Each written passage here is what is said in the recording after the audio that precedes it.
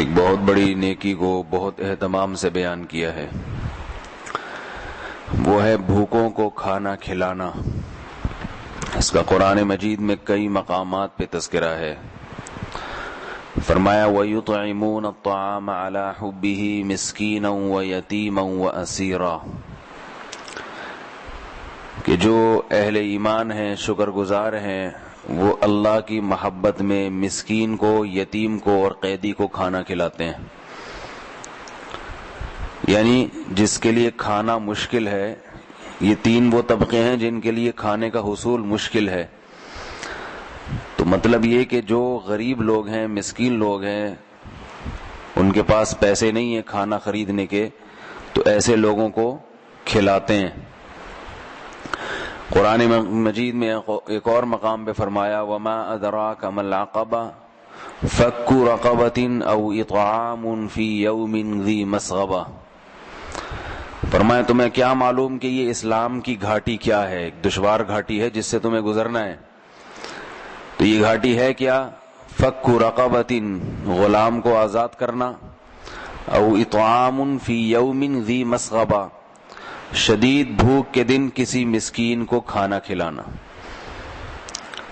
او مسکینن ذا متربہ، جس کو بھوک نے زمین سے لگا دیا ہو، ایسے بھوکوں کو کھانا کھلانا۔ حدیث میں آتا ہے رسول اللہ صلی اللہ علیہ وسلم نے فرمایا قیامت کے دن اللہ تعالیٰ کہیں گے کہ اے ابن آدم، میں بھوکا تھا تو نے مجھے کھلایا نہیں، اور میں پیاسا تھا تو نے مجھے پلایا نہیں۔ تو انسان کہے گا اے اللہ تو کہاں سے بھوکا ہو سکتا ہے اور تجھے کیا پیاس اور پانی کی ضرورت؟ تو اللہ فرمائیں گے فلاں موقع پہ میرا فلاں بندہ بھوکا تھا، تو نے اس کو نہیں کھلایا، فلاں پیاسا تھا تو نے اس کو نہیں پلایا۔ تو یہ بہت بڑی نیکی ہے کسی غریب مسکین کو تلاش کر کے اس کا پیٹ بھرنا، یہ بہت بڑی نیکی ہے۔ لیکن آج کل ہوتا کیا ہے کہ جو پیشہ ور بھکاری ہے نا، جن کا کام ہی مانگنا ہے، رمضانوں میں تو آپ کو دیکھیں یہ بہت بڑا بزنس بن گیا ہے، باقاعدہ دوسرے شہروں سے بسیں بھر بھر کے بھکاریوں کی آتی ہیں، تو ان کو کھلا دیتے ہیں لوگ۔ یہ پہلے ہی مستنڈے ہوتے ہیں، کھا کھا کے پھٹ رہے ہوتے ہیں یہ لوگ، اور حرام کھا کھا کے جو ہے نا ان کو ویسے ہی ان کا وزن بڑھ رہا ہوتا ہے۔ تو تھوڑی تحقیق کر لینی چاہیے کہ جس کو کھلایا جا رہا ہے یہ مستحق بھی ہے یا نہیں ہے۔ دیکھو جو مانگنے والا نہیں ہے نا، اس کو تو اگر کھلا دیا تو مستحق نہیں بھی ہے تو کوئی مسئلہ نہیں ہے۔ زیادہ سے زیادہ یہ ہے کہ وہ اپنے پیسوں سے بھی کھا سکتا تھا، چلو آپ نے بھی کھلا دیا، ایک ہدیہ ہو جائے گا آپ کی طرف سے۔ لیکن جو بھکاری ہے نا، بھکاری مستحق نہیں ہے، پیشہ ور ہے، اس کا کام ہی یہی ہے، اس کو کھلائیں گے تو اس کی عادت بھی بگاڑنی ہے، اور جو مستحق لوگ ہیں ان کو محروم بھی کرنا ہے، کیونکہ اتنا تو کسی کے پاس نہیں ہوتا نا کہ سبھی کو کھلاتا رہے، تو سلیکشن کرنی پڑتی ہے کہ کس کو کھلانا ہے، کس کو نظر انداز کرنا ہے۔ تو اس لیے تھوڑی سی ہمت کر کے انسان چل پھر لے، دیکھ لے کہ کون مستحق ہے، کہیں کوئی نظر آ جائے اس کو کھلا دے۔ میں ایک دفعہ ہوٹل پہ کھانا کھا رہا تھا تو دو عورتیں آئیں، ایسے غریب مسکین لگ رہی تھیں، ایسے بیچاری وہ بن کے نا کہ جیسے کبھی زندگی میں کبھی روٹی دیکھی نہیں ہے انہوں نے۔ مجھے بڑا ترس آیا، میں نے ہوٹل والے کو کہا کہ 2 سالن پیک کرا کے ان کو دے دو۔ ہوٹل والے کا تو کام تھا، اس نے دے دیا۔ میں جب کاؤنٹر پہ پیسے دینے گیا تو اس نے کہا ان کا یہی کام ہے، یہ دونوں سالن انہوں نے آگے لے جا کے بیچ دیے ہیں۔ اب دوسرا کسٹمر آئے گا نا تو اس کے سامنے ایسے کھڑی ہوں گی جیسے زندگی میں کبھی روٹی دیکھی نہیں ہے۔ تو ان کا یہ صبح سے لے کے رات تک یہ بزنس ہے۔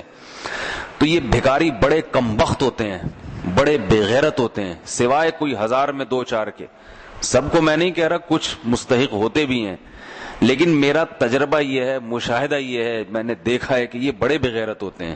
کہ حدیث میں آتا ہے جس کے پاس کھانے کو روٹی تھی اور اس نے بھیک مانگی، قیامت کے دن اس کے چہرے پہ گوشت نہیں ہوگا، کیونکہ اس نے اپنے چہرے کو لوگوں کے سامنے ذلیل کیا ہے، مخلوق کے سامنے ذلیل کیا اپنے چہرے کو۔ قیامت میں اللہ اس کے چہرے سے گوشت چھین لے گا، ذلیل کر دے گا اس کے چہرے کو۔ اسی وجہ سے علماء نے لکھا ہے کہ اگر ایک شخص کے پاس 2 وقت کا کھانا ہے، بالفعل ہے یا بالقوہ، بالفعل کا مطلب یہ کہ واقعی ہے، بالقوہ کا مطلب یہ ہے کہ ہے نہیں مگر اتنی بازوؤں میں طاقت ہے کہ دہاڑی لگا کے کما سکتا ہے، تو ایسے شخص کے لیے بھیک مانگنا حرام ہے. سمجھ رہے بات کیوں نہیں سمجھ رہے؟ ایسے شخص کے لیے بھیک مانگنا حرام ہے. آج چھوٹی چھوٹی باتوں کے لیے بھیک مانگی جا رہی ہے. تو کوئی واقعی مستحق ہو مانگنے والا تو اس کو تو دینا چاہیے. بعض واقعی مستحق بھی ہوتے ہیں لیکن کم ہوتے ہیں، عام طور پر ایسے ہی گھوم رہے ہیں. تو یہ بہت بڑی نیکی ہے خود تلاش کر کے کسی بھوکے کو کھلانا. آج کل لوگ تلاش نہیں کرتے کیونکہ وہ سمجھتے ہیں کہ یہ اتنی ٹینشن کون پالے. ایک چھوٹا سا اصول ضابطہ بتا دیتا ہوں کہ جب کوئی جوان آدمی نظر آئے نا بھیک مانگتا ہوا، تو اسے کھانا نہ کھلائیں نہ روٹی دیں.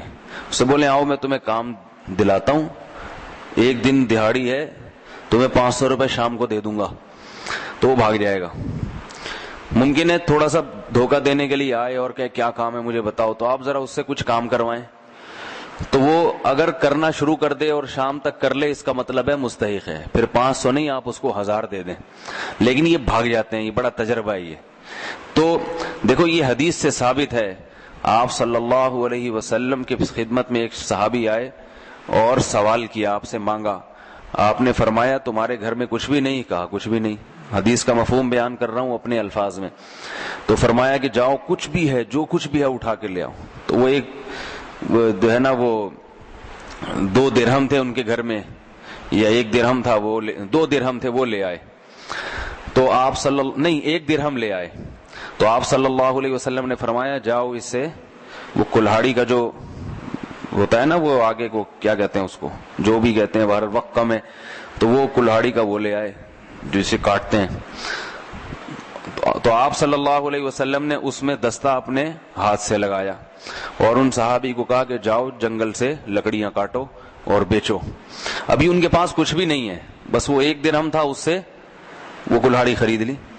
تو وہ گئے جنگل سے لکڑیاں کاٹی، بیچتے رہے.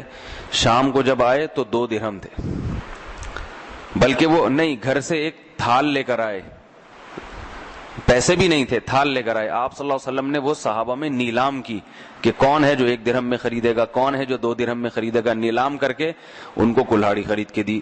تو وہ لے کر آئے اور پھر 2 درہم، 1 درہم کے 2 درہم ہو گئے، 2 درہم کے 4 درہم ہو گئے. اس طرح انہوں نے کمانا شروع کر دیا. تو آپ صلی اللہ علیہ وسلم نے یہ طریقہ سکھایا. آپ کے پاس بھی کوئی بھکاری آئے نا، اسے بولیں تمہارے پاس جو کچھ بھی ہے لے آؤ، ہم تمہیں بتاتے ہیں کہ تم نے کیسے کمانا ہے. اسے کچھ طریقہ سکھا دیں. نہیں تو کم از کم اتنا تو پتہ چل جائے گا کہ یہ مخلص ہے، واقعتاً یہ محتاج ہے، تبھی تو محنت کے لیے تیار ہو گیا. تو اتنا پتہ چل جائے گا اس سے. تو یہ بہت بڑی عبادت ہے کسی بھوکے کو کھانا کھلانا. مگر آج کل جو کھلایا جا رہا ہے یہ بھوکے نہیں ہے، ٹھیک ہے نا، یہ جو کھلایا جا رہا ہے یہ بھوکے نہیں ہے، یہ پیٹ بھروں کو کھلایا جا رہا ہے. تو اس لیے تلاش کر کے بھوکوں کو کھلایا کریں. ایک بات تو یہ. دوسری بات یہ کہ جب کسی بھوکے کو کھانا کھلائیں جو اس کی مستحق ہے، تو مستحق آدمی کو پھر اس کی حیثیت سے زیادہ دینا چاہیے. جب ایک دفعہ ثابت ہو گیا نا کہ یہ واقعی مستحق ہے، تو ضرورت تو اس کی 2 روٹی سے پوری ہو جائے گی، پیٹ بھر جائے گا.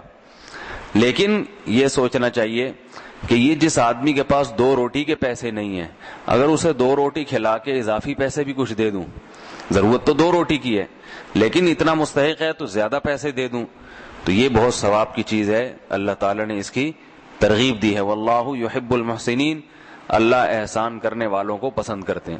تو بھائی دین کا یہ ایک بہت بڑا شعبہ ہے بھوکے کو کھانا کھلانا.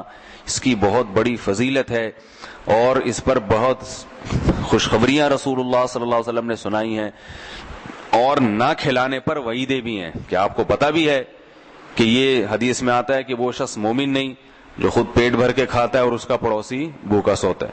تو آج کل تو بڑی مشکل سے ایسے پڑوسی ملتے ہیں جو بھوکے سو رہے ہیں. اللہ نے سب کو مال ایسا دیا ہے، پڑوسیوں میں نہیں ہو، ادھر ادھر تلاش کرنا چاہیے. لیکن آج بھی ایسے لوگ ہیں جو بیچارے بھوکے سوتے ہیں، ان کو تلاش کر کے ان تک پہنچانا چاہیے. اللہ تعالیٰ سمجھنے کی، عمل کی توفیق عطا فرمائے. سبحانک اللہم و بحمدک، نشہد ان لا الہ الا انت، نستغفرک ونتوب الیک.